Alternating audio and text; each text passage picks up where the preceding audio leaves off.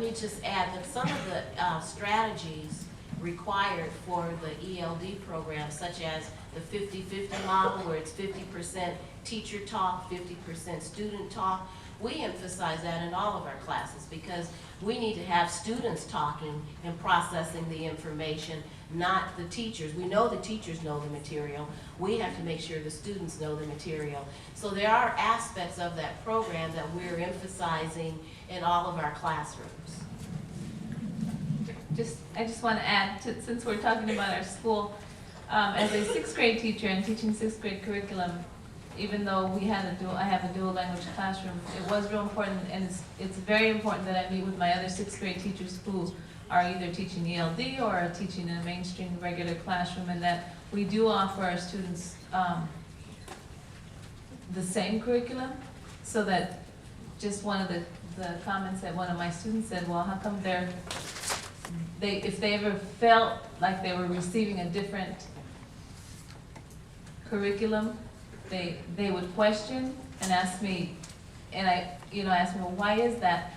We may have, at times, because we're not, where we're each at the same page, fortunately, we're allowed to make those decisions on our own. But as a grade level and throughout the school, we have made it a point to work together.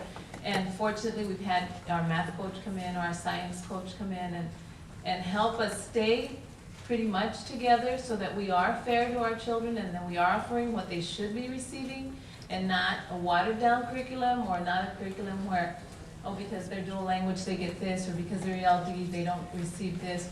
We make it a point to be fair to our students and make sure that they all receive the curriculum that they should be receiving, which is the same. We teach from the same books, and to not make it unfair, because it is important that they receive their 6th grade curriculum and not be watered down just because, for whatever reason, people feel that it should be.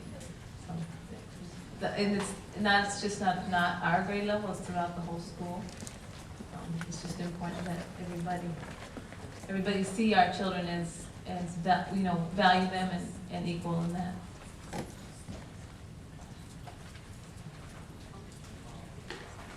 I'm Oscar Perez. I'm the math instructor for the Upper Brown program here at ASU. We focus on helping high school students enter college. Most of them are first generation students. My question was for the principals and coaches. How do you use the test data to support ELLs and teachers responsibly?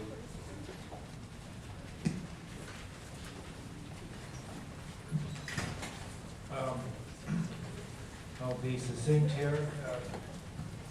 Know the research about language learning, and that automatically helps you use the test data. Know that it takes time and stages of learning language. Study the data in an action research sense. Get conversations with professional learning communities, looking at it, seeing what it says, and make that a safe place for the adults in the world to have those conversations and be able to say what's going on here. That's a huge question. Here's the data, what's going on here, and let those conversations get rich. That will support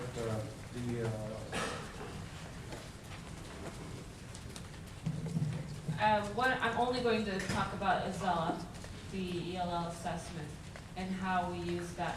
One way I use it as a coach is I give my teachers, whenever possible, some measure of growth, to look at the students and how they've grown from year to year. Because so often the focus is only at a school level on reclassification rates, on whether a student became proficient or not in that year.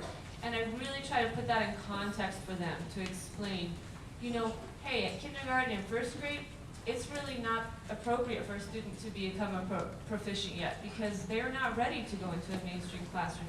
Or the test changes, at these ranges. The kinder test is different than the first, second grade, is different than the 3-5, is different from the 6-8. So you're not measuring apples to apples, you're measuring apples to oranges. And to give them this background that otherwise they won't know, they'll just see, oh, this year my kid is, intermediate, and last year they were proficient. What happened? Try to give them some sense of, but look at the scaled score. If you look at the actual numbers and break down, we can look at the data in a more helpful sense. We see growth in reading. Why might that be? We see a decline in the social aspect. You know, what might have that been, and how can we look at the data to inform instruction? And like John Juan says, if you can find a school of professional learning communities, that's the best way to use data, because it stays internal. It's for the teacher's use so that they can improve instruction. It's not used to punish anyone or penalize teachers, because that's not how it should be used.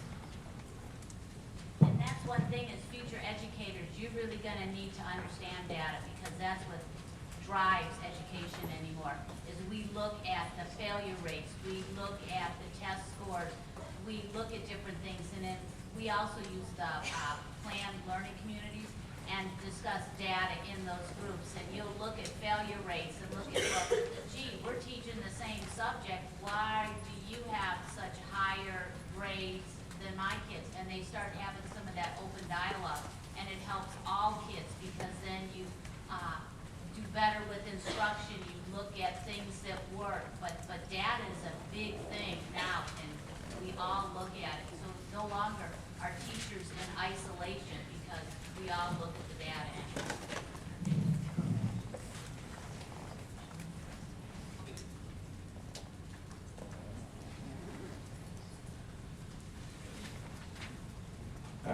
I'm Andrew. I'm doing secondary education. My question is for the teachers, and it is, what informal or teacher-created assessments do you use to supplement the mandated assessments, and why?